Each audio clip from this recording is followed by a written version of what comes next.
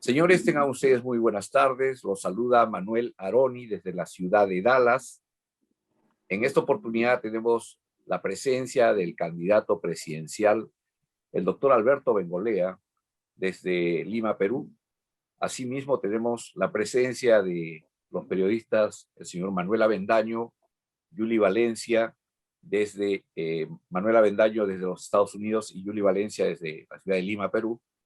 Esperamos que esté por ingresar otro periodista, sin embargo, pareciera que hubiera algún inconveniente técnico. Sí, eso no nos limita, podemos creo ya dar por iniciado este evento, no sin antes expresar nuestro más sentido y sensible pesar por la pérdida de un político que es parte de la historia del Perú, el doctor Bedoya Reyes, internacionalmente reconocido, igualmente en Perú.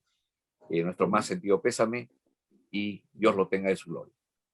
Muy bien, doctor Bengolea, los micrófonos están a su disposición cuando guste. Manuel, muchas gracias por esta invitación, gracias además por tus palabras. Estamos efectivamente de luto, no solamente en el PPC, yo creo que en el Perú entero, porque hemos perdido, desde mi punto de vista, el político más importante del siglo XX en el Perú, porque fue un hombre que pudo unir en sí mismo todas las características, no es habitual,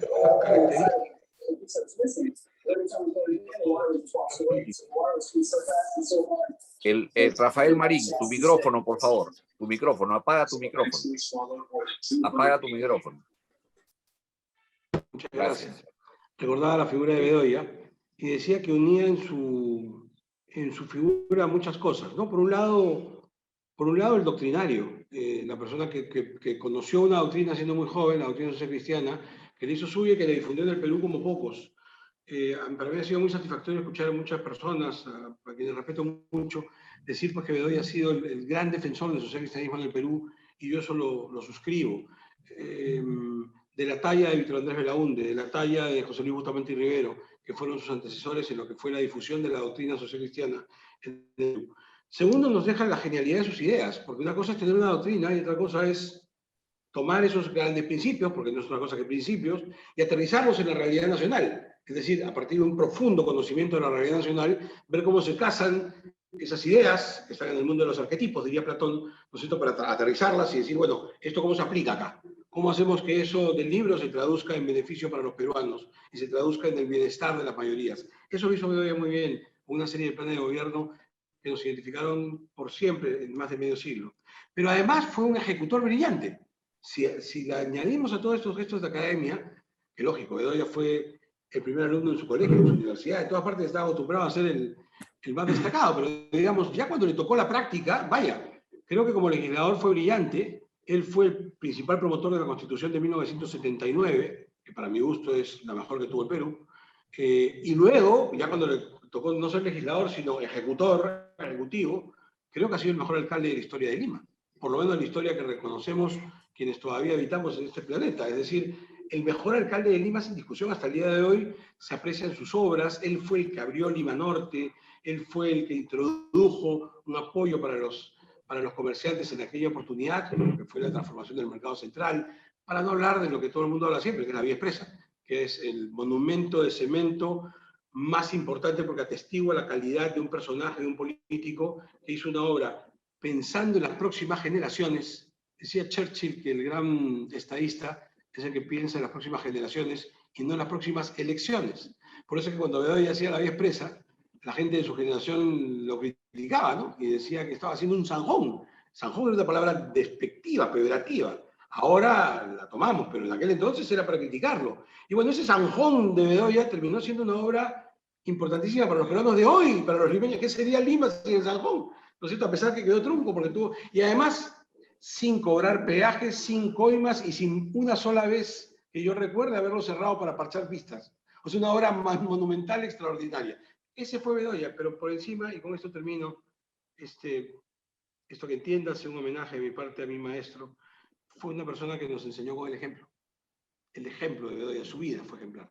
En cada gesto, en cada palabra, en cada gesto, con esa elegancia del limeño antiguo que hemos perdido, ¿no es cierto? Con esa fineza para enfrentar al rival político siempre con una palabra exacta, recurriendo al buen humor y nunca a la humillación y nunca al insulto ni al agravio. Un caballero de carta cabal que cuando tuvo que ser requerido por la historia dijo presente, que cuando pensó, porque siempre pensaba, cuando se le dijo vas a ser el presidente de la constituyente, él dijo no, para el Perú más importante es que se haya de la Torre, y declinó y le dio la presidencia al rival político de siempre, porque eso era lo más importante para el Perú, porque eso nos enseñó siempre, y con esto termino. ¿Cuál fue la lección más grande que nos dejó Bedoya? Fue esa. Primero el Perú. Siempre primero el Perú. Después el partido, después los intereses personales, pero primero el Perú. Siempre. Si hay una cosa que tenía flor de labios Bedoya cuando tú hablabas con él, era eso. Primero el Perú. ¿Cuál es el interés de los peruanos y de las peruanas? Primero el Perú. Así que me quedo con esta idea, con esta reflexión. Agradezco sus palabras iniciales, Manuel.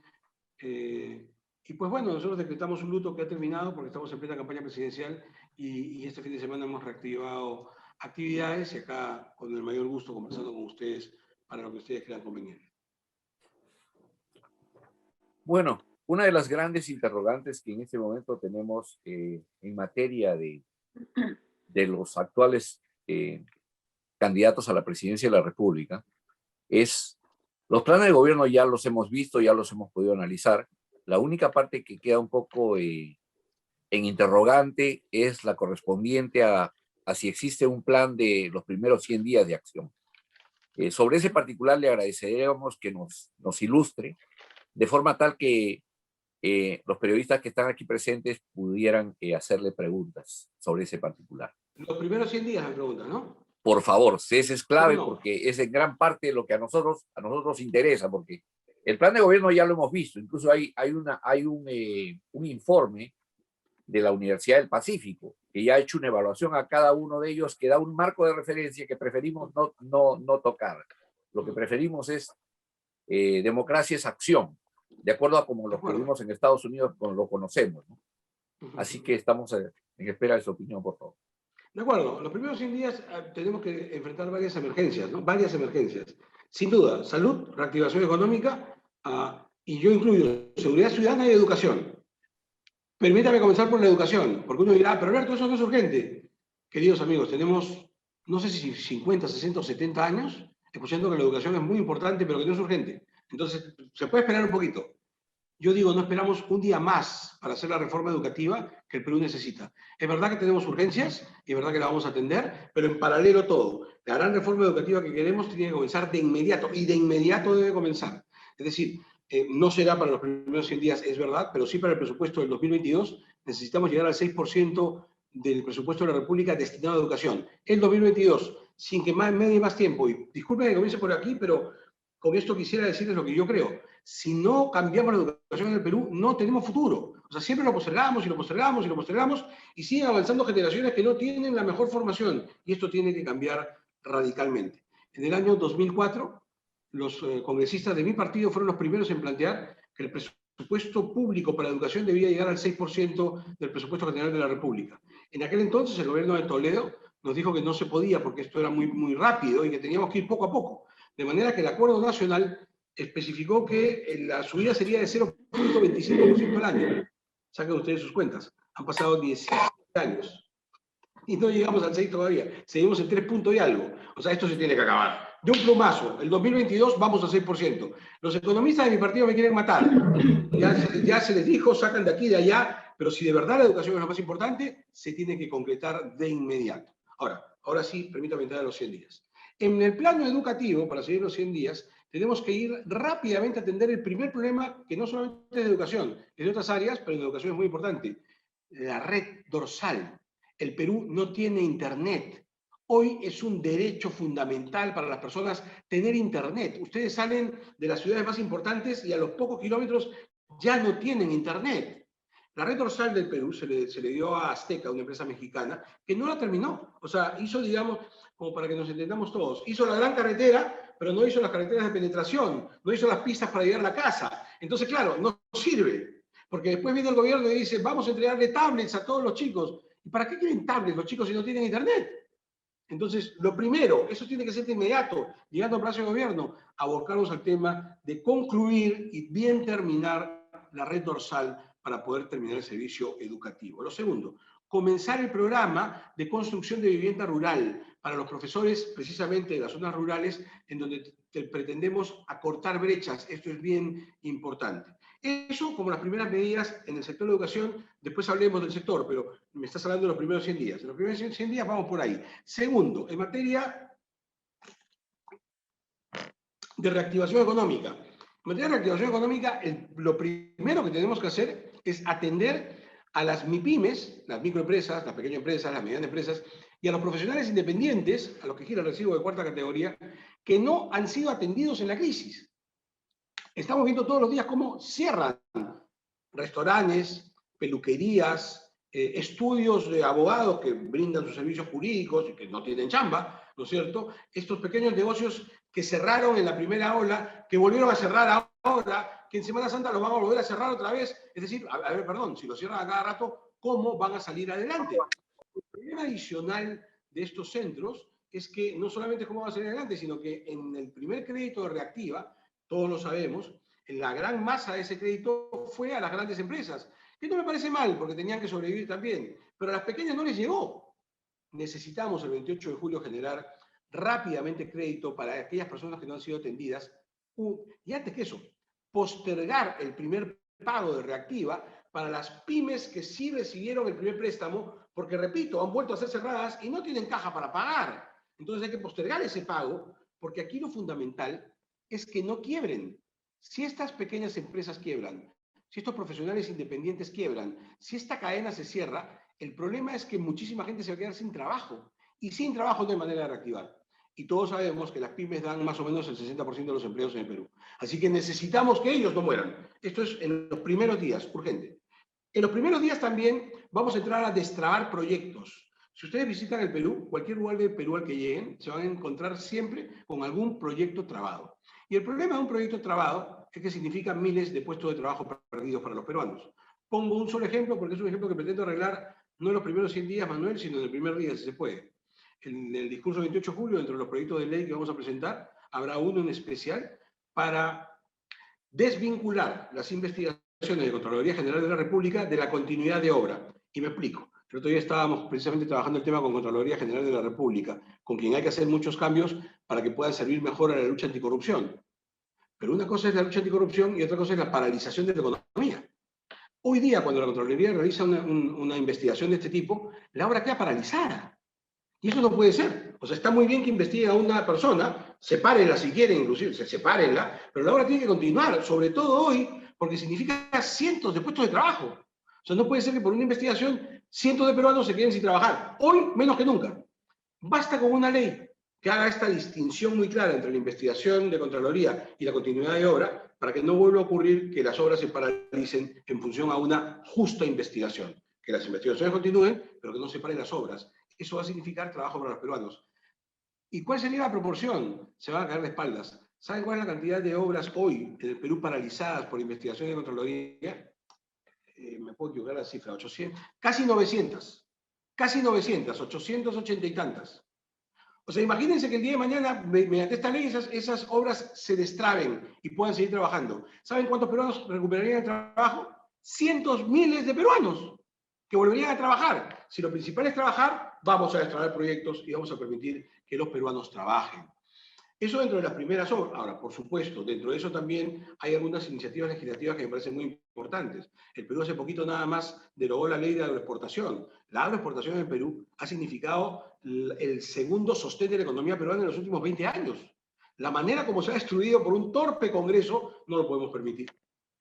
Hubo un reclamo de trabajadores en Ica. ¿Fue correcto el reclamo? Sí, señor. ¿Fue justo? Claro que fue justo, porque hubo un abuso permanente contra esos trabajadores. ¿Pero eso fue culpa de la ley? No. O sea, este es el típico discurso de izquierda, de decirnos que va a cambiar la Constitución, porque con eso va a cambiarlo todo y eso es engañar muchachos. Ni la Constitución ni la ley. Lo que allí falló fue el gobierno, que no hizo el trabajo que tenía que hacer, por ejemplo, a través de SUNAFIL, que es una superintendencia para velar por el derecho de los trabajadores, que tenía que haber hecho su trabajo para ver el abuso que constituía las services en este mundo agrícola. Entonces, con un gobierno que haga su trabajo, tenemos que potenciar estas actividades. Entonces, proteger lo que hay que proteger en el campo minero y en el campo agrícola, que ha sido bombardeado en los últimos años por políticas de izquierda que tratan de desmantelarlo cuando son los grandes sostenes de la economía peruana en los últimos años. Pero además necesitamos abrir esto, expandirlo a otras áreas que hemos identificado y que me permito solamente enumerar para no hacerlo muy largo, podemos profundizar si ustedes quieren. Primero, el campo forestal. Los bosques de Perú son maravillosos y no tenemos una política forestal. Segundo, la acuicultura. No hace falta que les diga la riqueza, ¿no es cierto?, del producto marítimo y lacustre peruano. Tercero, la construcción, sobre todo la construcción de vivienda social. Miren, cuando se nos confinó a todos en nuestras casas y se dijo cuarentena, claramente no se tenía noticia de la precariedad de la vivienda en el Perú. Confinar a muchas familias de recursos escasos fue condenarlas a contagiarse, no a evitar el contagio. Necesitamos construir vivienda social que te dé dignidad y que te sirva también para luchar contra la pandemia. Hemos proyectado 100.000 viviendas en el programa de suelo propio, de techo propio para el primer año, lo que significa 500.000 de puestos de trabajo. Y también queremos potenciar el turismo, que es otra actividad que puede generar puestos de trabajo muy rápido, pero muy rápido. Entonces, atacando todos esos sectores y generando la atracción de capitales, en los primeros días esperamos poder mover la maquinaria de la economía nacional. Pero esto en economía y esto en educación. En salud, y debí comenzar con eso, primero las vacunas. Queridos amigos, sin vacunas no avanzamos. Y aquí tenemos que dejar de lado todo tipo de discusión ideológica. O sea, si no hay vacunas en el Perú, cuando yo escucho al presidente o a las autoridades, tanto las del gobierno de Vizcarra como las actuales de Sagasti, hablarnos de criterios de equidad, ¿no es cierto? Yo digo, sí, me parece muy bien, pero ¿dónde están las vacunas? Si ustedes me dijeran con eficiencia que están trayendo las vacunas, yo no tengo nada que discutir. No, no, las vacunas no las puede traer nadie, las tiene que traer el Estado. Correcto, ¿dónde están? Si el Estado no es capaz de traer vacunas, no hay forma que nos libremos de esto sin vacunas. Por tanto, lo declaro, el 28 de julio, si no están las vacunas en el Perú, vamos a abrir las puertas a los gobiernos regionales, a los gobiernos locales y a los particulares que tengan la capacidad de traer vacunas, porque necesitamos aquí 70 millones de vacunas para comenzar rápidamente el proceso de vacunación. Y por último, nada de esto nos sirve si no tenemos una actitud muy rápida y muy firme en procura de la seguridad ciudadana. De nada vale que devolvemos la salud a nuestra gente si en la esquina la roban por un celular. Hace 2 días, ¿no? ¿Qué 2 días? Ayer en San Martín de Porres han matado a una persona por robarle el celular. O sea, eso se vive en el Perú. Eso se vive en el Perú. Entonces, eso se tiene que terminar. Porque ¿de qué vale pues que te cure si te van a matar por el celular en la esquina?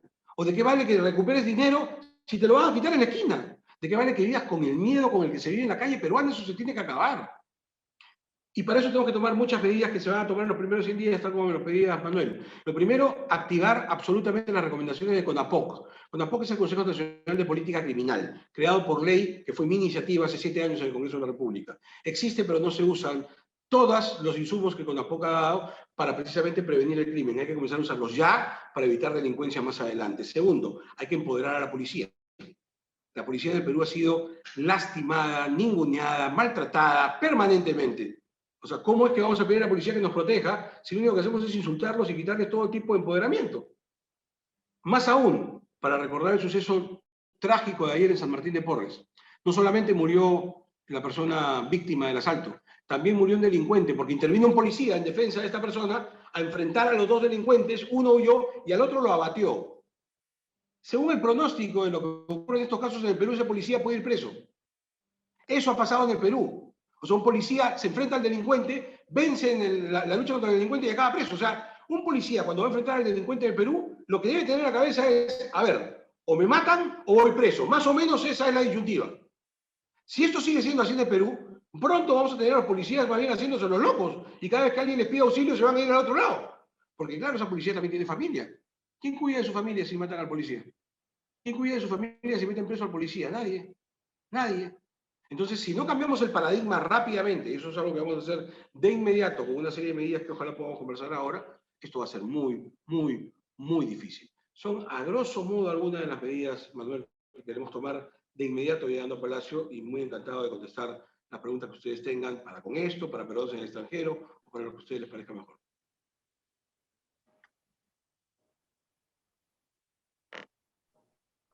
Infinitamente agradecido. Está en uso de la palabra Manuel Avendaño.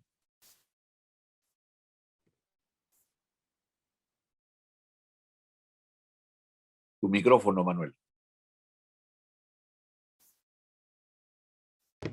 Ok, Ok, ¿me escucha? ok, ¿Me escucha? ahora sí.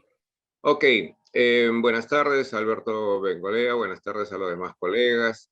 Se habló hace un ratito, hizo un análisis de la importancia que ha tenido para la vida política del Perú el recientemente fallecido Luis Bedoya Reyes. De ese tiempo a esta parte, partidos políticos, por los partidos tradicionales y la política en general en el Perú ha decaído, los partidos políticos han entrado también en decadencia, ya no tienen la acogida que tenían antes. ¿Cómo podría analizar brevemente qué es lo que ha ocurrido desde los tiempos en que se escuchaban discursos de Luis Bedoya Reyes, de Aya de la Torre, de Luis Alberto Sánchez, en la Asamblea Constituyente, que también la ha mencionado?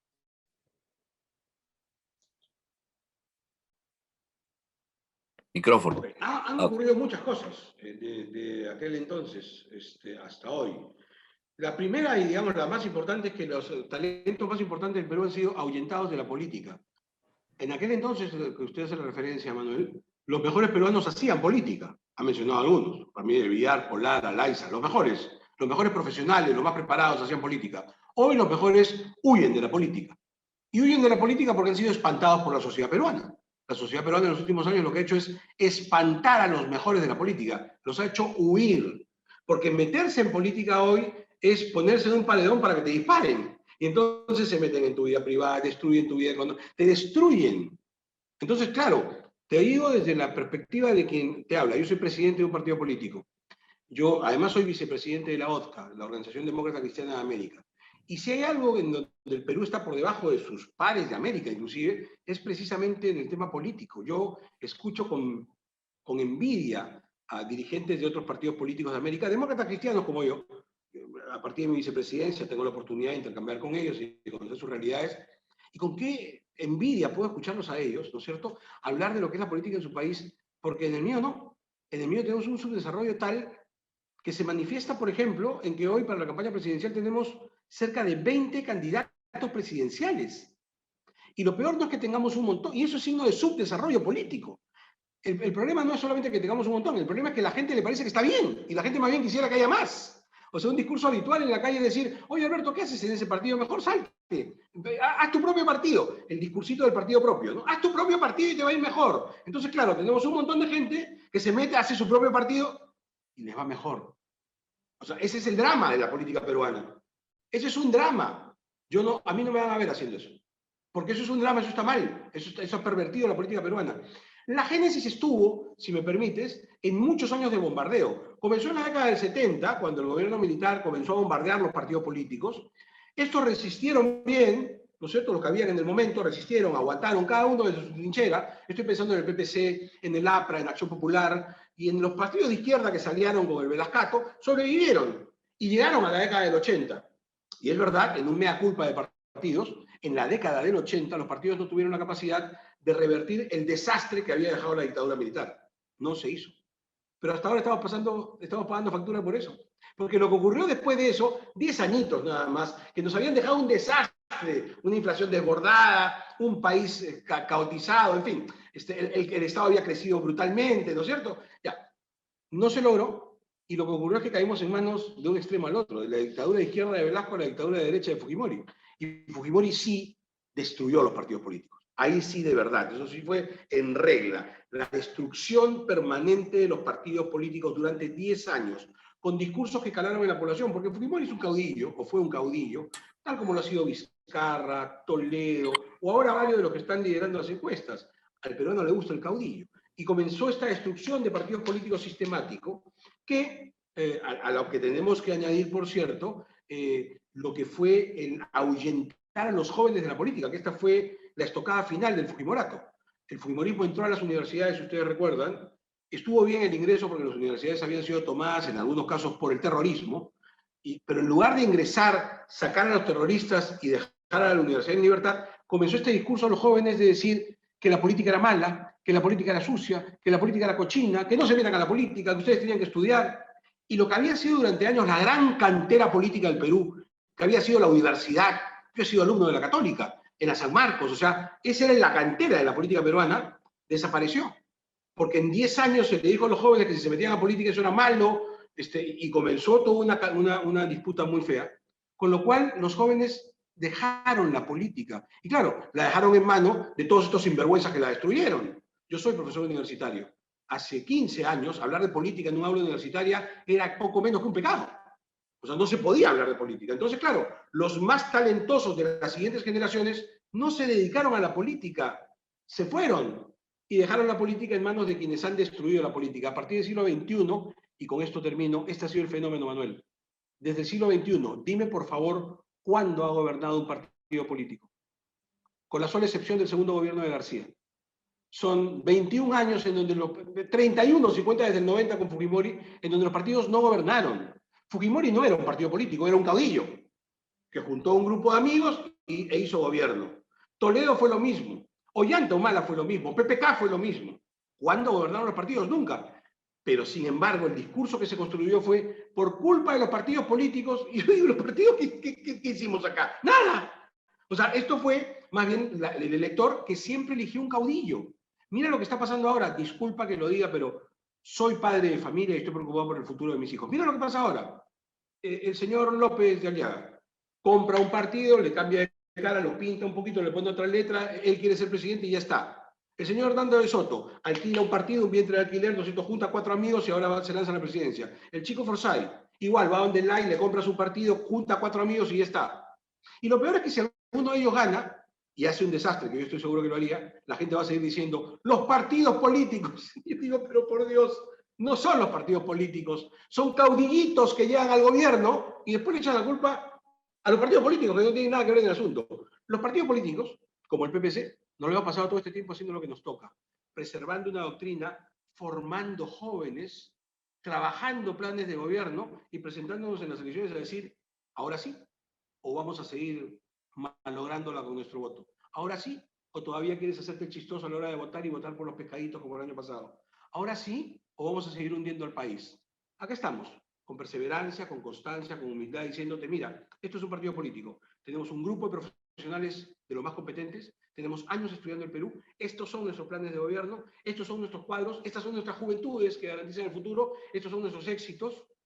Ok, toma una decisión. ¿Quieres elegir a otro improvisado? Ok, elige a otro improvisado, pero el Perú seguirá hundiéndose y tú seguirás echándole la culpa a los partidos políticos, que nada tienen que ver en este hundimiento. Gracias. Voy a permitirme hacer una pequeña pregunta, aunque no debería hacerlo, pero y es en base a tu última respuesta. Definitivamente, ¿dónde entramos a tallar nosotros, los peruanos del exterior? Los peruanos del exterior somos un poco la consecuencia de esa situación que generaron justamente ese desconcierto los partidos políticos o la situación política. Eso generó que en los últimos 30 años muchos profesionales, mucha gente saliera en busca de lugares donde ahora nos encontramos. Claro. Y ahora hemos visto un detalle interesante, que en todos los países donde tú veas, algo hemos aprendido, y algo que hemos aprendido es la democracia como la mejor forma de gobernar. Y gracias a la consecuencia de esta democracia, nosotros podemos también existir como lo que existe en este momento. Jamás alguien se hubiera imaginado que un señor candidato a la presidencia de la República se iba a presentar frente a los electores, porque eso somos nosotros.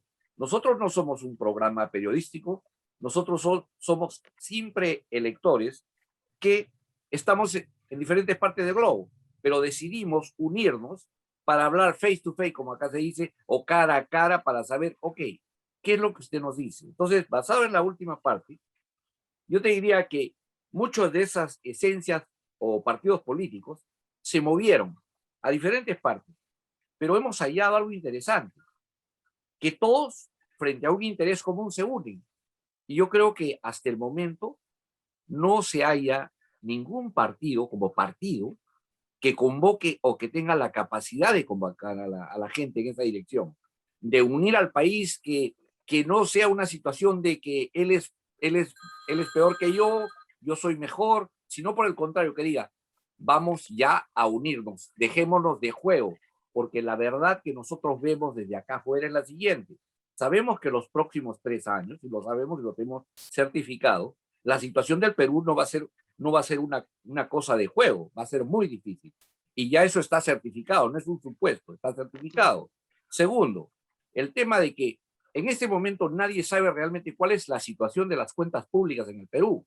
Por consiguiente, los famosos planes de gobierno se estructuran sobre supuestos, que pueden ser realidad como no. Por consiguiente, era la razón por la cual pedimos los primeros 100 días, lo cual te agradece. Una vez dicho esto, dejo en uso de la palabra a Yuli Valencia, por favor. Yuli. ¿Qué tal, Alberto? Muy buenas tardes. Bueno, y con todos mis compañeros también, ¿no? Yo entiendo que el PPC es un partido que tiene más de 50 años, Sí, más. Tiene una 54. trayectoria y una formación incluso en el exterior, donde los líderes políticos se han ido formando, ¿no es cierto? Ha tenido alianzas con una serie de instituciones y se han fortalecido. Además de tener al líder, que recién ha fallecido, ¿no? Al doctor Luis Bedoya Reyes. Entonces, yo siento que tienen más bien muchas condiciones y cuando uno tiene las mejores condiciones, debería tener entonces unos buenos resultados, ¿no? Mi primera pregunta es, ¿qué es lo que sucede entonces al interior del Partido Popular Cristiano? ¿Qué es lo que está faltando y por qué no tiene este partido la llegada que debería tener a nivel nacional? ¿Por qué aún sigue concentrándose su voto en Lima? Esa es mi primera pregunta. Y la segunda es, en el Congreso están representantes políticos. O sea, yo discrepo un poco cuando usted menciona que los políticos no han estado presentes, ha estado Fujimori, ¿no? Y digo, bueno, es cierto, Fujimori destapó una serie de cosas, bueno, más que destapó, le destaparon a él, a él y a su gobierno, pero ¿no sería que más bien ese proceso dejó ver la corrupción que había? O sea, más que la culpa sea de él, no fue que hizo un destape, se hizo un destape en aquel momento que a mucha gente dijo, oye, pero así era, la política es así, y desde ese tiempo hasta ahora, no han pasado cuántos años, ¿qué se ha hecho para revertir como partido esa situación? Gracias. Gracias. A ver, hay muchas cosas aquí mezcladas. Voy a tratar de ir con orden. Primero, sí, el PPC históricamente ha sido un partido que ha tenido su mayor fuerza en Lima.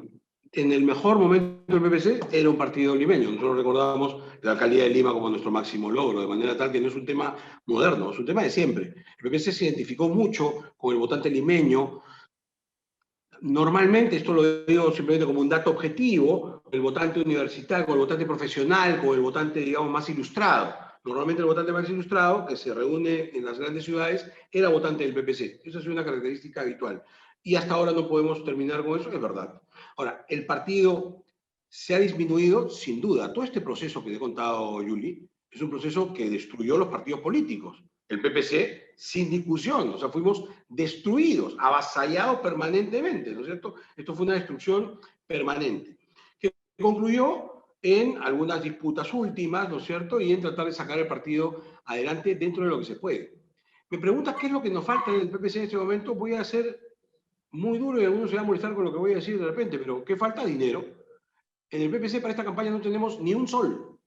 Ni un sol. A diferencia de los rivales políticos que tienen mucho dinero, nosotros no contamos con el mismo. Contamos con un pequeño financiamiento del Estado, que es de 1.400.000 soles, si no me equivoco, me puedo estar equivocando, cifras redondas, o sea, más o menos, ¿no? 300 y pico mil dólares, que nos da el Estado para propaganda televisiva y radial, nada más. Tú sabes que ahora la ley prohíbe que tú pongas tu propia propaganda, lo que me parece. Entonces dice que el Estado paga esa propaganda, perfecto. A nosotros nos da esa cantidad, pero Acción Popular le da 9 millones y pico. Al Fujimori le da 8 millones y pico. O sea, la desproporción nuestra con los otros, que ya tienen un montón de plata, es gigantesca. Y encima, en la propaganda de la calle y en lo demás, tienen pues un montón de dinero que nosotros no tenemos. Así que ahí una primera cosa, organizar políticamente supone ingresos. Y hoy en el Perú, además, debo decir, ustedes viven en Estados Unidos, entiendo, varios de ustedes, la realidad es diametralmente opuesta. Si hoy día en el Perú se trata de hacer una campaña de recolección de dinero al estilo norteamericano, primero nadie participa, y segundo, si alguien participa, le caen encima y le hacen las 20.000 investigaciones, porque ahora en el Perú todo el mundo es sospechoso. Entonces, si tú pones dinero en política, te cae todo el mundo. Por tanto, primera regla, lo saben todos los ciudadanos peruanos, no te metas ahí. Entonces tenemos un problema súper serio. Súmale a eso, y voy a seguir hablando de dinero, que en los últimos años el Estado peruano le ha entregado a los partidos políticos un dinero para financiamiento que debía ser dedicado en un 50% a la formación de jóvenes. Mientras ese dinero le correspondió al PPC, nosotros lo usamos escrupulosamente en formar jóvenes. Ahora no nos toca nada porque no estamos en el Congreso. ¿Qué ha ocurrido con los otros partidos? Disculpa que te lo diga, pero la gente tiene que saberlo. Lo que ocurría es que terminaba el año y no habían invertido esa plata en la formación de jóvenes. Entonces, como tenían congresistas, al año siguiente daban una ley para que ese dinero que había revertido en el erario público se lo devuelvan para el siguiente ejercicio. Bueno, no diga, la primera vez dijimos, bueno, qué tal raza, ¿no? Pero ya está bien, qué lisura, pero lo van a usar en la... Terminó el segundo año y hicieron lo mismo. Terminó el tercer año y hicieron lo mismo. ¿Saben lo que hicieron ahora? Lo que hicieron ahora la última vez fue decir, bueno, devuélvanos el dinero, ya eran 3 años o 4 años acumulados, para ejercerlo este año con una modificación a la ley, ya no solamente para la formación de jóvenes, sino que también se puede utilizar para gastos de campaña. Entonces ahora encima se han llenado de un montón de dinero del Estado peruano que debía ser para la formación de los jóvenes y lo están usando en campaña. Así que discúlpame, vamos a comenzar a buscar razones de verdad. Estas son razones de verdad, razones numéricas, incontestables, reales, ahí están los datos. A pesar de lo cual, aquí estamos, tratando de lograr espacios como este que yo agradezco tanto, Manuel, y como otros que se nos abren, para tratar de explicar nuestro punto de vista. A mí sí no me parece extraño que un candidato presidencial esté frente a los electores. Cuando yo he postulado, la primera vez que postulé fue en 2011 a una curul en el Congreso, terminé siendo el más votado de la historia de mi partido, por Lima. Terminé siendo... Yo he tenido felizmente la suerte que cada vez que me he presentado, he terminado entre los 3 primeros más votados. Entre los 3 o 4 primeros más votados, siempre. Agradezco el cariño de mi gente, lo agradezco de verdad. Pero desde ese entonces yo estaba acostumbrado siempre a hablar con los electores, así que por lo menos es lo que a mí me enseñaron en el PPC, de manera, Manuel, que no es una práctica inhabitual, por lo menos en nosotros, por lo menos en mí, siempre preocupado por llegar a los electores. E inclusive antes, por llegar a los electores del extranjero, porque si recuerdan, si lo recuerdan ustedes, vaya, elegían al congresista de Lima. O sea, a mí me interesaba mucho el votante del extranjero, y de hecho he tenido importantes votaciones del extranjero que también agradezco de corazón, ¿no es cierto? De manera que sí, siempre nos interesó este sector de la votación. Allí, de repente, la primera cosa, Yuli. La segunda, con respecto al tema del Congreso. Sí, discrepamos. Los que han estado en el Congreso en los últimos años no son pues, representantes de partidos políticos, son representantes de estas agrupaciones, grupos de interés que se juntan para una elección y que se ponen el membrete de partido político, pero que no lo son. Un partido político de verdad, ¿no es cierto? Si vamos a hablar de la teoría política, es una agrupación de seres humanos que se reúne alrededor de determinadas ideas, de determinados principios, que aterrizan en un plan de gobierno, que tienen una estructura, que tienen una formación juvenil, que tienen vocación de futuro. Los grupos que han estado en el Congreso de la República en los últimos años, con escasas excepciones, son grupos efímeros, cuya duración es la duración del líder de turno. O sea, terminó Toledo, se terminó el toledismo. Pues, ¿dónde están los toledistas?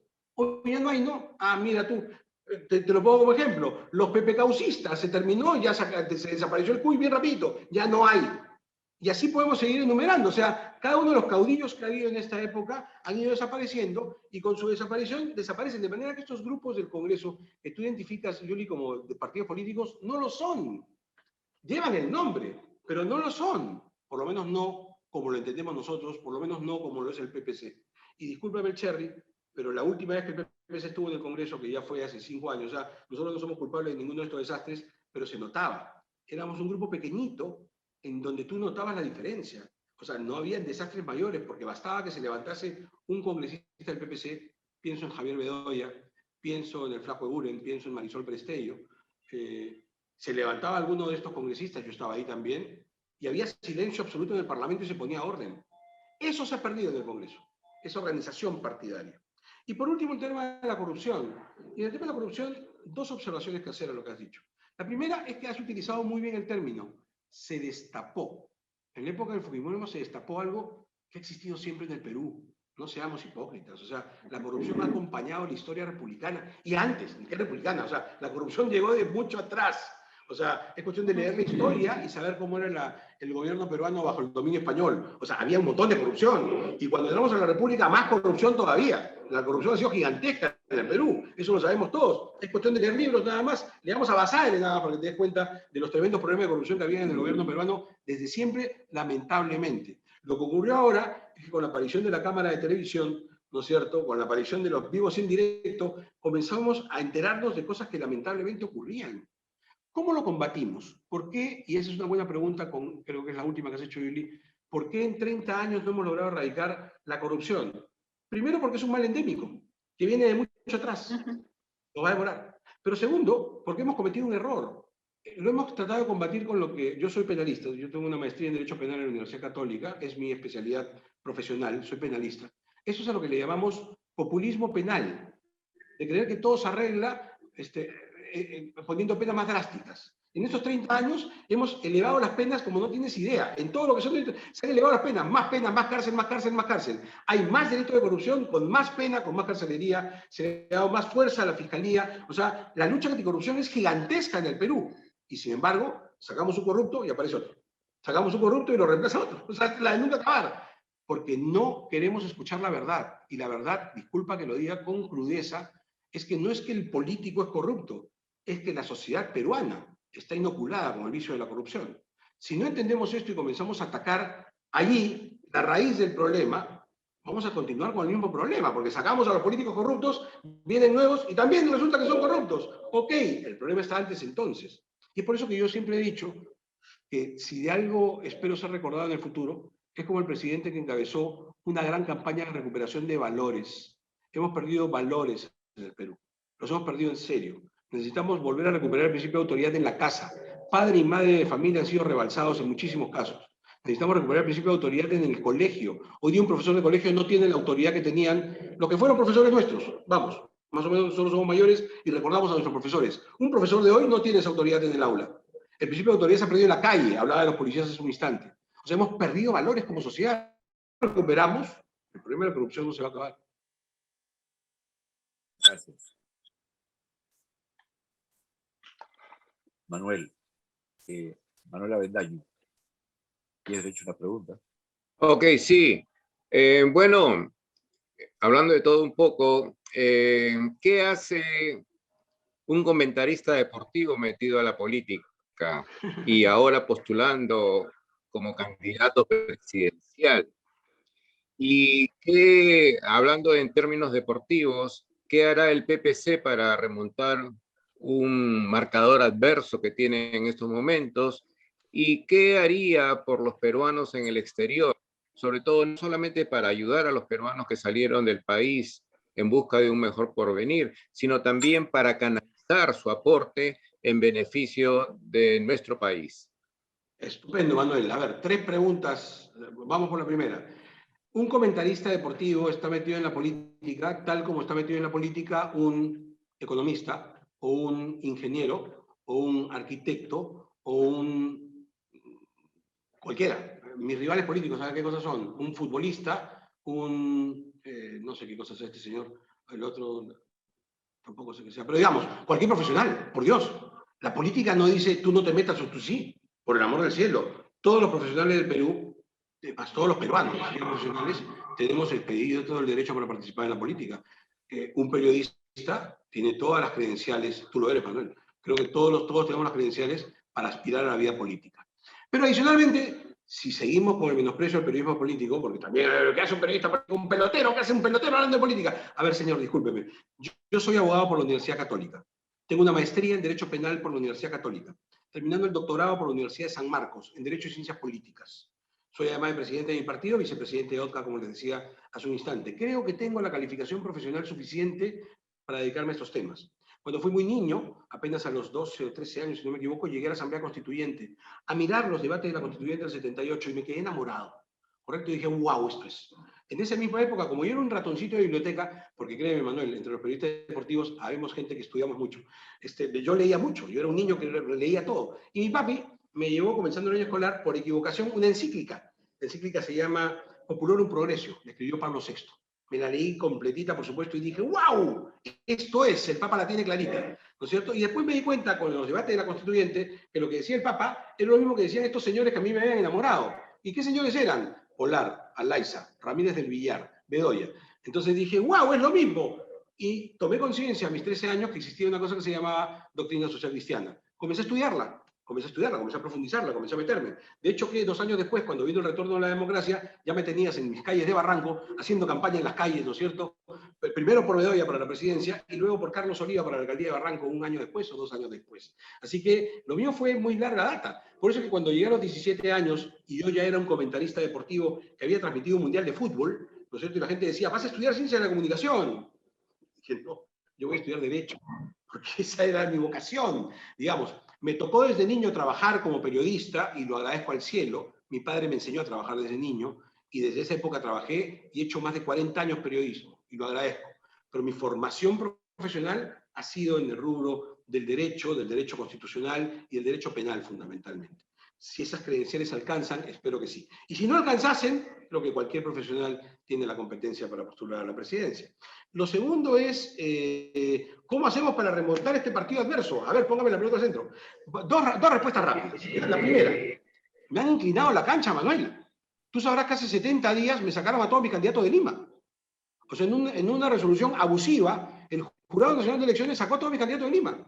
Yo me encontraba visitando el Perú. Cuando recibí la noticia, creo que yo estaba en Arequipa o Cusco, dije, no puede ser, es una injusticia tremenda. No los voy a aburrir con el relato, pero créanme que es la resolución más arbitraria que he visto en mi vida. Inventaron 1 hora para sacarlos. A otros candidatos los han dejado correr, a pesar que se olvidaron de declarar una casita o una empresa, declararon fondos y siguen corriendo. A mí, ¿sabes por qué me han sacado? Porque presenté unos papeles a las 9 de la noche y el jurado inventó 1 hora en su resolución. Dijo que a las 8 de la noche le hubiera parecido prudente y nos sacó a todos. Eso me obligó a venir a Lima, a hacer campaña en Lima porque ya no tenía candidatos en Lima. Comprenderás, la plaza más importante otra vez, electoral peruana. Entonces me han tenido con la cancha inclinada jugando solo. Pero ya volvieron. Así que después de mucho trajinar, me han regresado por lo menos a mis vicepresidentes y ahora comenzamos un partido distinto. Pero además, no solamente porque ahora comenzamos un partido distinto, sino porque haciendo también un análisis de partidos anteriores, tú sabes que los periodistas deportivos debemos tener conocimiento del pasado para saber más o menos cuáles las características, no me preocupan las encuestas y esa supuesta desventaja, Manuel, porque estos son apenas pronósticos, el partido no ha comenzado. Si tú haces un estudio de las últimas elecciones peruanas, el votante peruano en un 20% decide el voto en la cola. Es malo, pero es real. Y en un 22% decide el voto una semana antes. Quiere decir que casi la mitad del electorado decide su voto faltando 7 o 10 días. Así que todavía el partido no ha comenzado. Faltan todavía 3 larguísimas semanas. Falta mucho. Y mira, esto viene desde el año 90. El año 90, hagan ustedes memoria, un mes antes de las elecciones, Vargas Llosa tenía el 47% de intención de voto. Fujimori no estaba en la foto. ¿Se acuerdan cómo acabó esa elección? Ganó Fujimori. El año pasado, nada más, un mes antes de las elecciones, los pescaditos no estaban en la foto, no existían. Terminaron ganando hace un año las elecciones congresales. De manera que hay una larga historia en el Perú de que esas encuestas de un mes antes no significan nada. Los que están arriba pierden y los que ganan normalmente, no siempre, no estaban en la foto. Así que prepárate, Manuel, que el partido recién comienza. Estoy pidiendo que le pongan la pelota al medio y arranca el partido. ¿Cuáles son las propuestas para peruanos en el extranjero? Y con esto termino. Son muchas. Para eso tenemos un grupo de magníficos candidatos, que son 4. Mía Yalta, Sigfredo Rutzke, Ángela Valareso y Eddie Pablo. Entiendo que ustedes básicamente son de Estados Unidos. Es Sigfredo Rutzke el que tiene, digamos, la bandera y la representación de nuestras ideas en el territorio norteamericano. Pero se trata primero de nada de 4 amigos. Y esto es otra diferencia cuando hablábamos de partidos políticos. No son gente, los otros partidos te aseguro que han buscado, los han llamado, los inscriben. No. Los míos son militantes. Nos conocemos de toda la vida, hemos trabajado en diferentes momentos, en ocasiones cuando estaban en Lima, cuando fueron al extranjero, fueron a hacer actividad también, es decir, nos conocemos de siempre y por tanto somos parte de un equipo muy sólido que presenta las mismas propuestas. ¿Correcto? Eso como una primera idea. Como una segunda idea, ¿cuáles son esas propuestas en concreto? ¿Me las has pedido? Te refiero a algunas. El voto voluntario y electrónico es para comenzar, ¿no es cierto? Ahora, voto voluntario lo pedimos para todo el Perú, ¿eh? Yo creo en el voto voluntario, no creo en el voto obligatorio. Pero digamos, para lo que nos interesa, la implementación del voto electrónico, del voto postal. O sea, hay cosas que simplemente hay que reglamentarlas para que el peruano del extranjero tenga más facilidad de emitir su voto. Primero. Segundo, consulados electrónicos. O sea, ya, ¿no es cierto? Y además que tengan 24 horas. O sea, no hay ninguna razón en estas épocas, en pleno 2021, para no poder tener un consulado que funcione 24 horas por vías virtuales, por el amor del cielo. O sea, no podemos seguir con este retraso. Tercero, esto sí es bien importante, necesitamos implementar los fondos de emergencia para peruanos en el extranjero, ¿no es cierto? Hay que implementarlos, hay que apoyarlos, hay que supervisar, y para eso van a servir los congresistas de peruanos en el extranjero, para supervisar que estos fondos de emergencia sean usados efectivamente como fondos de emergencia, y no como, por ejemplo, ha pasado hace poquito, que se utilizaron para remozar el consulado de Buenos Aires. Eso no es una emergencia. O sea, no digo que esté mal el gasto, pero no tenía que haberse aplicado a un fondo de emergencia que tendría que servir para eso, ¿no es cierto? Hay que mejorar la ley del retorno. Yo creo que es una buena ley, la ley del retorno, pero creo que hay que mejorarla, porque sobre todo para situaciones como las que estamos viviendo actual de emergencia, hay algunas cosas que habría que ajustar para los peruanos que decían volver. Y además, y esto sí es bien importante, hay que incentivar las oficinas comerciales. Hay que incentivar todo lo que es la participación de productos peruanos para que los peruanos en el extranjero puedan importar a arancel cero productos peruanos, ¿no es cierto? O sea, por ejemplo, espárragos, palta, mango, que puedan llevar los peruanos en el extranjero debidamente acreditados sin arancel. Y además teniendo la posibilidad de utilizar la marca Perú. O sea, ¿por qué tanta burocracia? O sea, la marca Perú tendría que ser mucho más libre de utilización, obviamente con un registro correspondiente para que los microempresarios peruanos en el extranjero, dueños de restaurantes, cocineros, importadores de lana de alpaca, lo que fuese, pudiesen utilizar la marca Perú como un signo distintivo de calidad, ¿no es cierto? Y además vender el Perú afuera y generar recursos para precisamente la diáspora peruana, ¿no es cierto?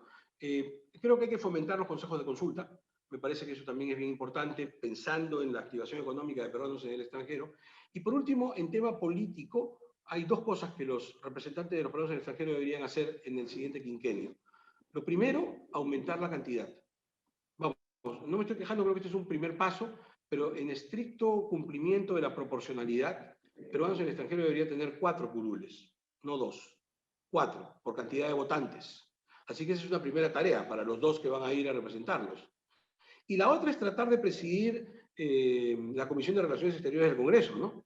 Porque claramente ninguna propuesta puede ser ejecutada sin la coordinación con Cancillería. Entonces, estos se supone que estarían en un mejor pie para trabajar esta comisión en el interior del Congreso. No sé, ya son temas de repente demasiado técnico-políticos, pero que me permito enumerarlos aquí dentro de la lista de lo que me has consultado, Manuel. Entonces, ¿más preguntas, Alberto? Porque nos excedimos de tu tiempo. Ay, recién me doy cuenta. Perdón, me distraigo con tanto gusto, ¿verdad? ¿Alguna otra consulta? Yo Yuli, tengo por favor. preguntas, si me permiten, por favor, sí. Yuli. ¿Cómo no? Primero que nada, me interesa que las respuestas sean claras como están siendo. Me parece eso mucho mejor. Juli, ¿me das un segundo? Voy a pedir, por favor, unos 10 minutos. Dame un segundo porque tenía otra cita. Me están esperando. Claro Un que segundo sí. y regreso. Un segundo. Ok, ya. Vamos a conversar también con el candidato después, ¿no? Que está presente, que no sé su nombre. ¿Cómo no sé están? su nombre, ¿Cómo están? Buenas tardes. Yo soy Sigfrido Rutzke, el número 2 del PPC. porque no El día de ayer sale, tuvimos una Sigfrido. entrevista Hubieras con puesto Manuel ahí en tu Aroni. ingreso Sigfrido. Sí, estaba escuchando y realmente... Bueno, Okay. Alberto es un amigo, ¿no? Alberto es un amigo y es una persona que conoce, o sea, que hemos hablado de todas las problemáticas, él sabe lo que estamos pasando y a dónde es donde nosotros tenemos que atacar para poder seguir avanzando con los peruanos en el extranjero. Alberto es una persona muy comprometida, no solamente con el partido, Tiempo sino fuera. con todos nosotros. Sin frío, tiempo fuera. Gracias. Ya. Después sí. Ok. Muy bien.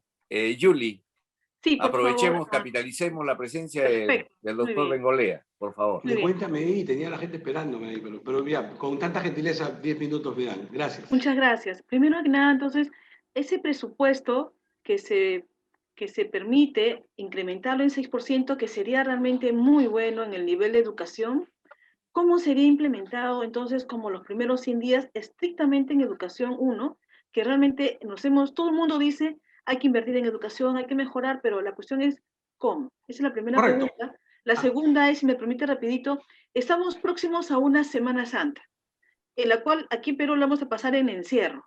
Justo la Semana Santa, bien extraño, pero hay una candidata que se ha pronunciado, Keiko dice que eso es atentar contra la fe católica. ¿Qué diría el PPC? que también tiene una fe ahí definida dentro de su política, ¿no? Gracias. Quiero comenzar con esto último, porque sí quiero dejar muy claramente establecido que el PPC no es un partido confesional. Es un partido que respeta principios cristianos, en eso radica su doctrina, pero no es confesional. De hecho, yo siempre cuento como anécdota, mi primer jefe dentro del partido era de religión judía. Así que no somos confesionales, nos basamos en las doctrinas, digamos, en los principios del Evangelio para nuestra doctrina política. Dicho eso, ¿qué pensamos de la Semana Santa? Que tendría que haberse conversado mejor, que efectivamente el Perú es un pueblo cristiano y que esta es la semana más importante de la cristiandad, y que yo creo que eso además tiene relación. Fíjate qué curioso, el gran debate presidencial va a ser lunes, martes, miércoles, y nos encierran jueves, viernes, sábado y domingo. Qué raro, ¿no? Qué raro, ¿no? O sea, qué coincidencia que justo después del debate, que se supone es el momento en donde lo conversábamos con Manuel, ya comenzar el partido de nuevo, ahí nos encierran. Qué raro, ¿no? Ya, ¿qué cosa hemos dicho nosotros? Oiga, converse. Porque lo que sí se puede hacer es conversar perfectamente con las iglesias para buscar soluciones de manera tal que no haya aglomeraciones. O sea, yo estoy seguro que las iglesias podrían, por ejemplo, el famoso sermón, por más que duela, podríamos espaciarlo. No, y lo están haciendo además, ¿no? Porque hay un aforo, o sea, se está llevando la... Eso me refiero, respetando el aforo, repetir más misas, multiplicarlas de manera tal que la población pueda tener diferentes espacios para acudir. ¿Qué es la respuesta que yo le doy en realidad, inclusive a los centros comerciales? O sea, en lugar de reducir, amplía. Si tú haces, por ejemplo, que una tienda comercial atienda 24 horas, vas a tener a la gente que puede ir en diferentes horarios a comprar lo que sea sin necesidad de aglomeramiento. O sea, no se reduce, se amplía, pero acá en el Perú hacemos todo al revés. Pero bueno, con eso el tema de la Semana Santa. Con respecto al ¿qué harías con el 6% de educación? Correcto, hay que hacer varias cosas. Es verdad que hay mucha tarea de infraestructura, eso es una cosa de todos los días, necesitamos invertir en infraestructura. Ya te he hablado que para cerrar la brecha que hay entre la educación rural y la urbana hay que construir vivienda rural. El profesor que es destinado a, digamos, a sitios difíciles, normalmente no vive allí. Entonces lo que tiene que hacer es cubrir largas distancias para llegar, es los famosos profesores de miércoles, no sé si lo has escuchado. Porque claro, si van el lunes, el martes llegan, el miércoles comienzan clases. Entonces es imposible que esos chicos tengan el nivel. Hay que construir las casas para que se desplacen con sus familias también, para que vivan allí, sean parte de la comunidad. Conozcan la realidad. Para que conozcan la realidad, ¿no? Sí, pero para que sean parte de esa realidad. Claro. O sea, el maestro tiene que ser parte de la realidad. Pero para eso tienes que construirle una vivienda digna que haga atractiva su presencia. Entonces, eso implica, hay que invertir mucho en infraestructura. Pero fundamentalmente, me has escuchado decir, la primera gran inversión tiene que ser en la red dorsal. Y eso requiere una gran inversión, ¿eh? O sea, no estamos hablando de poco dinero, hay que invertir mucha plata. Pero hay que invertirla. O sea, yo no tengo duda que ahí tiene que ir un dinero. Y lo último, que no necesariamente es el primer 6%, pero sí, y yo lo he dicho muchas veces, porque necesitamos subir dramáticamente el sueldo de los maestros. Permíteme que te lo diga rápidamente. Hay una suerte de consenso de que la educación más importante del mundo se da en Finlandia. ¿Sabes cuál es el dato más distintivo de la educación finlandesa? Que el profesor de Finlandia, en la escala social, está en el primer lugar. Y en la escala remunerativa, como decía el Beco, oído la música, Manuel, y en la escala remunerativa está en el segundo lugar. Entonces, claro, si tú tienes un profesor bien pagado, y no estoy pensando en el profesor de ahorita, tú tienes que subir a los profesores ahorita para que los chicos que tienen 16 años, que tienen que tomar la decisión de qué carrera estudiar, vean y digan, oye, vale la pena ser profesor, ¿no? Sí, ¿no? Se paga bien, ¿no? Yo quiero ser maestro. Porque yo te aseguro, Yuri, te aseguro, y estoy seguro que tú lo puedes comprobar, que todos los años tenemos en nuestras generaciones de jóvenes a jóvenes brillantes, los mejores de la promoción, con vocación de maestro, y que terminan estudiando cualquier otra cosa porque dicen, ah, no, ¿para qué estudio para maestro si me van a pagar tan poquito? Mejor soy abogado. Una última pregunta, por favor. Una última pregunta chiquitita es, ¿qué hacer justamente con la fuga de talentos y el tratar de recuperar a los talentos peruanos en el exterior? ¿Qué hacer con eso? Porque hay un talento valiosísimo fuera y que incluso hay mucha gente acá que también tiene talento y que lo primero que aspira es a fugar, a salir. Obviamente. Porque la realidad es fuerte, ¿no? Obviamente, pero eso es obvio. O sea, ¿qué es lo que tenemos que hacer? Mejorar las condiciones del país. O sea, tú no puedes obligar a la gente a regresar. Tienes que mejorar las condiciones aquí para que la gente quiera regresar. Entonces, es al revés el tema. Entonces, todo lo que te he dicho tiene que ver con la recuperación de talentos. Pero sí una cosa muy puntual. Hoy día el Perú le da muchas becas a los jóvenes para que estudien en el extranjero. Hay que replantear esas becas. Yo quiero aumentar esas becas, pero con un replanteamiento. Esos chicos tienen que volver al Perú para trabajar en la universidad pública peruana. Porque claro, la excusa que se da es, pero en el Perú no hay campo para acción, yo me he ido a educar tal maestría que en el Perú no hay. Ok, pero vuelve a la universidad pública peruana, en donde te aseguro un buen sueldo y 2 años en los cuales tú vas a desarrollar tu investigación, la que has estado haciendo en Europa, en Estados Unidos, desarrolla ahora en la Universidad Pública del Perú para generar investigación, enseña a los chicos lo que has aprendido y fortifica la Universidad Pública Peruana, que hay que levantarle el nivel. Matamos varios pájaros de un tiro con esa medida. Muy buena medida, gracias. Gracias entonces. Voy a aprovechar el tiempo que nos has concedido. Por cuestión de trabajo personal, mi campo de acción es tecnología satelital y lo que está relacionado con todo lo que es telecomunicación. Cuando tú mencionas el tema del backbone, es verdad. Una vez más, el Estado siempre, vamos a decir, que hace la carretera y después viene Pepe y pone su casetita ahí y comienza a comprar el peaje. Entonces, ese es el gran problema. Segundo, recientemente el Estado peruano pagó 165 millones de dólares en agosto del año pasado. Se lo pagó a una empresa inglesa bajo un contrato o un acuerdo de gobierno a gobierno. Hasta el día de hoy no he escuchado a ningún candidato presidencial al respecto. Pero una de las grandes interrogantes que se me dan es la siguiente. Cuando ellos creen o pretenden que porque le ponen el viso de un acuerdo de gobierno a gobierno no va a haber corrupción, es una gran mentira. Y no es una gran mentira, ¿por qué? Porque justamente los hechos están a la vista. Dentro del marco de los acuerdos de gobierno a gobierno, existen acuerdos de confidencialidad. Vale decir que si por A o B hay algún manejo que no está en orden, pues bien, ese acuerdo impide a que se produzca la denuncia. Vale decir, dentro de tu campo, se elimina la posibilidad de que existan los famosos testigos, los famosos, ¿cómo le llaman en Perú? No me acuerdo en ese momento, pero le ponen un término muy peruano, muy de decir, los testigos. Colaboradores eficaces. Colaboradores. Así, los testigos eficaces. Que son una desgracia, te cuento, Manuel. O sea, yo no estoy de acuerdo. Se ha hecho una cultura de la delación en el Perú que nos está destruyendo. Pero bueno, dime. Bueno, esto acá en Estados Unidos es uso y costumbre normal. ¿Por qué? Porque la mejor forma de evitar la corrupción es the enforcement of the law, el fiel cumplimiento de la ley, porque claramente lo has dicho. Leyes, el Perú tiene para exportar leyes, pero ¿cuántas de ellas se cumplen? Claro. Entonces, por consiguiente, lo que yo sugiero, y deben poner la lupa como nosotros lo hacemos, es sobre esas situaciones, donde se dice, mira, hicimos eso que ahora es un hospital de emergencia ahí en Villa El Salvador, pues bien, eso lo hicimos y lo hicimos dentro de un acuerdo, dizque entre gobierno y gobierno. Obra del satélite también, ¿no? Un caso súper, ¿no? Entonces, eso lleva a pensar es que, número uno, estamos desestimando nuestro capital humano. El profesional peruano es bueno, bueno. Mira, cuando a mí me enviaron por allá en mi época, me mandaron al Japón a estudiar ingeniería de radiocomunicación, todo lo que yo pueda haber estudiado en Perú no me sirve de nada. Aquí en Estados Unidos conseguí chamba, ni bien llegué cuando salió el certificado de la Agencia de Cooperación Internacional de Japón.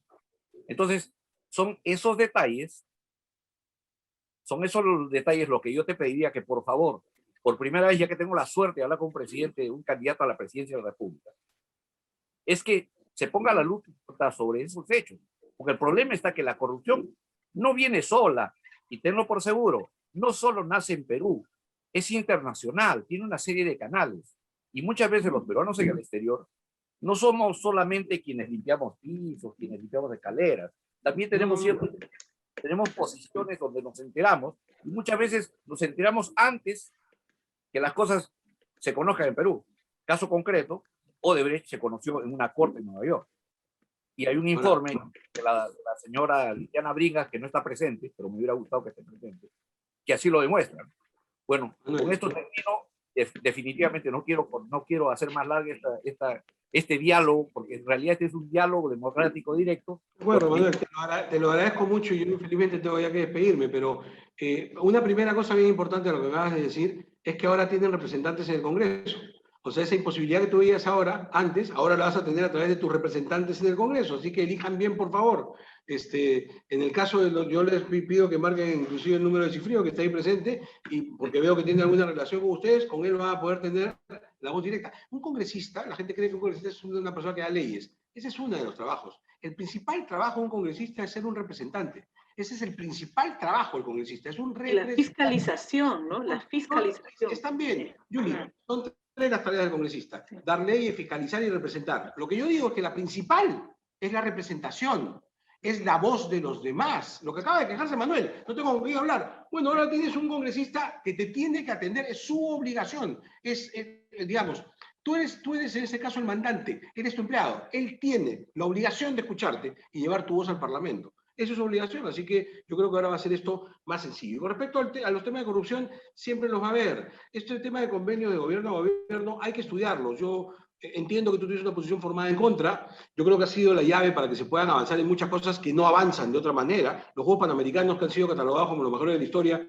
no se hubieran realizado sencillamente sin esta modalidad. Pero entiendo tu preocupación y habrá que observarla. O sea, habrá que mirar para encontrar cuál es un justo medio. Y en el tema de la delación, tú me comentabas que en Estados Unidos ha sido un arma fundamental. Sí, porque la usan bien, pues. Te voy a contar cómo es el sistema. O sea, es bien sencillo. En Estados Unidos agarran un pez chico y le dicen, ok, te salvo si caen todos los grandes. Entonces canta y caen todos los grandes y se salva. Pues acá en Perú es al revés. Agarran al grandazo y lo dejan libre para que caigan todos los chiquitos y encima inventa. Entonces inventa un montón de gente, inventa porque, claro, para mantenerse en libertad, inventa. Y hemos visto ya el triste espectáculo de mucha gente honorable que ha ido a la cárcel. Después ha salido, pero ¿quién le quita la ignominia de la foto en la cárcel a gente honorable que ha sido entrada porque un supuesto colaborador fiscal le echó la culpa para que estén contentos sus... O sea, el fiscal, y esa es la diferencia, Manuel, probablemente con lo que tú vives en Texas, el fiscal tiene que hacer su trabajo. Su trabajo es investigar. Qué fácil pues agarrar a uno y decir, bueno, no voy a investigar, tú canta todo y a ver lo que tú digas, eso es. Aquí fácil, aquí fácil. ¿Y cuál es su chamba?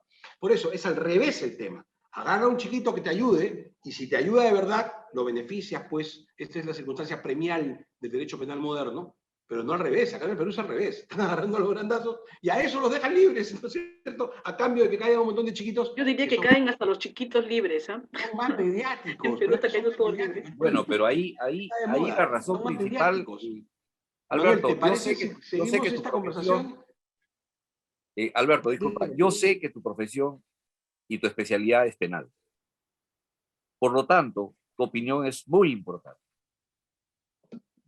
Penalizar significa sancionar, pero no acaba o inicia en el momento en que ya dan la sentencia. Acá en Estados Unidos hay toda una estructura que justamente cuando tú mencionabas antes, no solamente estamos acá en Estados Unidos, nosotros tenemos conexión en Europa, en Asia. Este video lo van a ver en la Conchinchina, como decía mi abuelita. ¿Por qué? Porque justamente nosotros lo que buscamos es que nos digan cómo el Perú puede cambiar en lo que acá se llama el fiel cumplimiento de la ley. Pero ¿cómo lo cambiamos? Si el primer paso es educación, pues bien, educación. Pero, por otro lado, si partimos de eso, ¿cuál es la sanción que se le da al colega del campo legal? Acá en Estados Unidos un abogado no fácilmente agarra un caso. Primero te dijo, déjame, lo estudio, y de ahí te dice si encuentra razón para proceder, y de lo contrario, si él lleva un juicio, lleva a juicio algo que no está bien, simplemente puede ser sujeto de sanción. En Perú no pasa. Ahora, solo te recuerdo, y con esto, discúlpame que ya tenga que terminar, me están esperando, que el sistema jurídico norteamericano es muy distinto al europeo, y es muy distinto al peruano, al latinoamericano en general. En el Perú, como en Europa, somos tributarios de un sistema que se llama el sistema jurídico romano, germano-germánico. En Estados Unidos utilizan el common law, que es un sistema más bien que viene de Inglaterra y que tiene ideas distintas, fundamentos diferentes. De manera tal que es difícil, muy difícil, cuando tú tomas un modelo norteamericano, que es lo que ha ocurrido con esto, y lo trata de implantar en un modelo como el peruano, porque lo hace complicado, tiene aristas, tiene dificultades. Y habrá que ir mejorándolo y habrá que ir adaptándolo correctamente a una realidad distinta, diferente. Pero en fin, cuando quieras hablamos de la realidad jurídica de un lado y otro, en donde por supuesto nos lleva una ventaja. Si no, no se irían tantos peruanos a vivir allá, pues se van precisamente porque encuentran una mejor condición de vida allá. O sea, a ver, vamos a hablar claro. La tarea que nos toca a los que estamos acá es rompernos en nada para ver cómo hacemos para mejorar las condiciones acá y lograr lo que Yuri ansía, la repatriación de talentos. Es una tarea que me va a tocar a mí.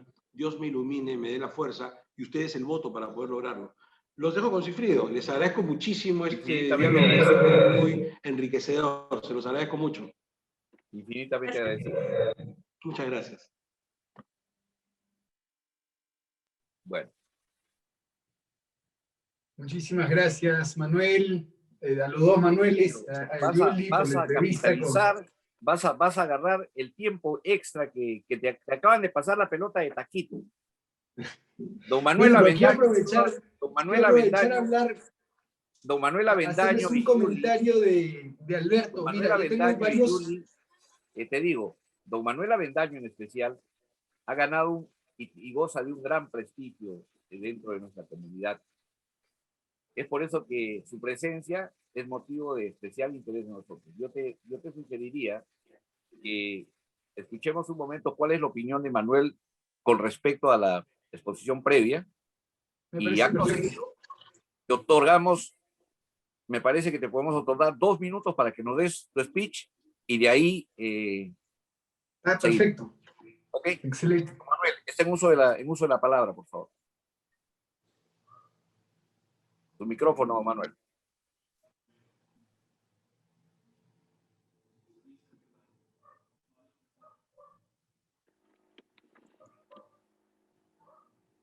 Ok, ¿me escuchan?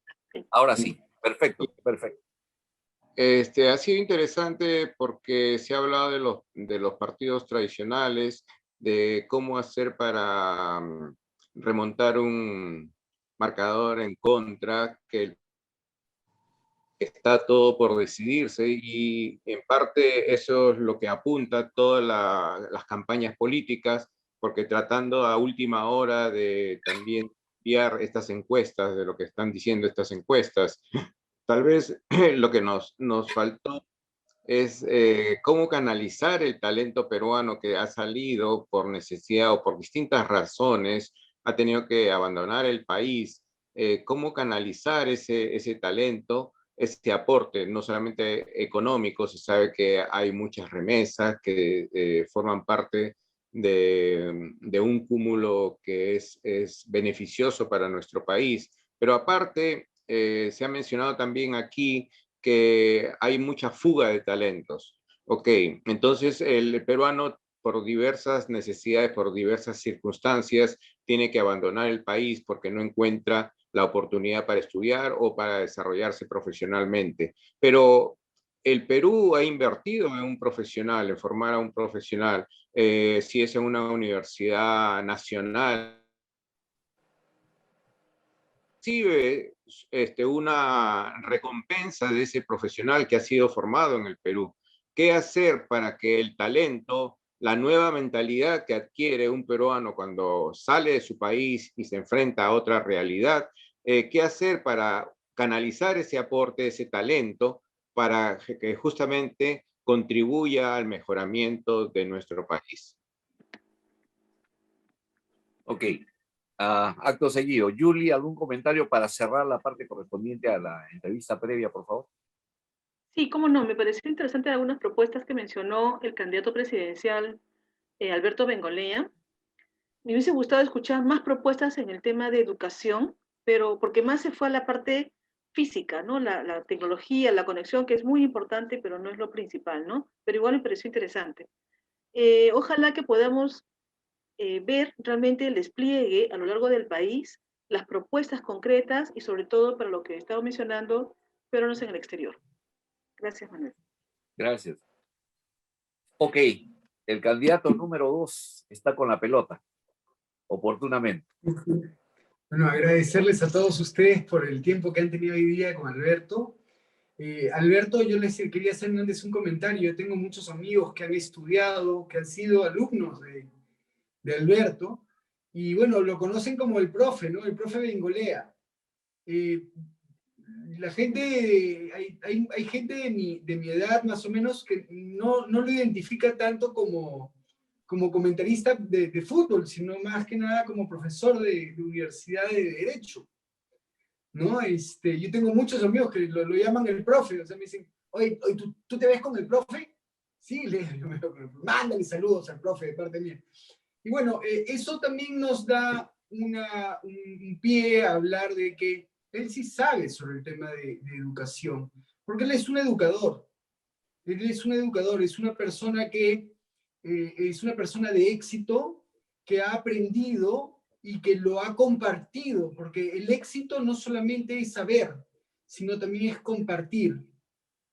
A mí me encanta hablar con Alberto Bengolea, me encanta hablar, me encanta cuando me habla de temas y cómo, mira, ¿sabes qué? Acá tienes que decir la palabra impulsar, porque esto de acá ya se está haciendo, mira, en estos y estos sitios y hay que utilizarlo acá, ¿no? Entonces, sí, yo me gusta mucho hablar con Alberto Bengolea, considero que es uno de nuestros grandes líderes y bueno, y sobre el tema de las encuestas, estoy completamente de acuerdo con Alberto. Yo no creo en las encuestas.